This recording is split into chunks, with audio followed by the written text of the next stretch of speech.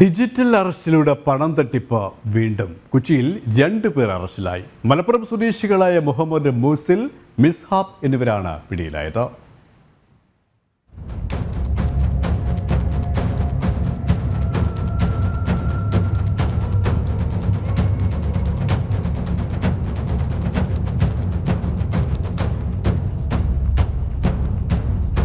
കാക്കനാട് സ്വദേശിയിൽ നിന്ന് 4 കോടി രൂപയാണ് സംഘം തട്ടിയെടുത്തത്. തട്ടിപ്പ് സംഘത്തിൽ ഉൾപ്പെട്ട കൂടുതൽ പേർക്കായി അന്വേഷണം തുടരുകയാണ്.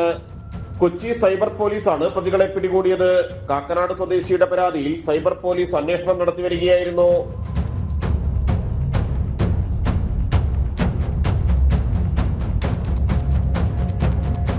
നേരത്തെ ഉത്തരേന്ത്യൻ സംഘങ്ങളായിരുന്നു ഇത്തരം തട്ടിപ്പുകൾ നടത്തിയിരുന്നതെങ്കിൽ മലയാളികളും ഓൺലൈൻ സാമ്പത്തിക തട്ടിപ്പ് സംഘങ്ങളിൽ കൂടുതലായി ഉൾപ്പെടുന്നതായാണ് ഇവരുടെ അറസ്റ്റ് വ്യക്തമാക്കുന്നത്.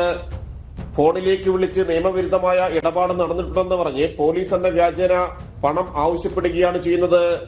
ഇപ്പോൾ അറസ്റ്റിലായവർക്ക് മറ്റ് തട്ടിപ്പുകളിൽ പങ്കാളിത്തമുണ്ടോ എന്നും സംശയമുണ്ട്.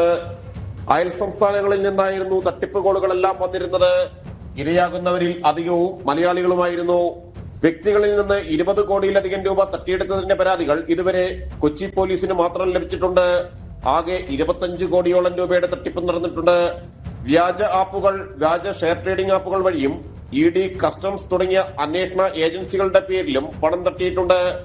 ഡൽഹി പോലീസിന്റെ പേരിൽ വിളിച്ച കോൾ വിശ്വസിച്ച IT കമ്പനി ഉടമയ്ക്ക് 7 കോടി രൂപ നഷ്ടപ്പെട്ടിരുന്നു. വിദ്യാസമ്പന്നർ തന്നെയാണ് തട്ടിപ്പുകൾക്ക് കൂടുതലായും ഇരകളാകുന്നതും.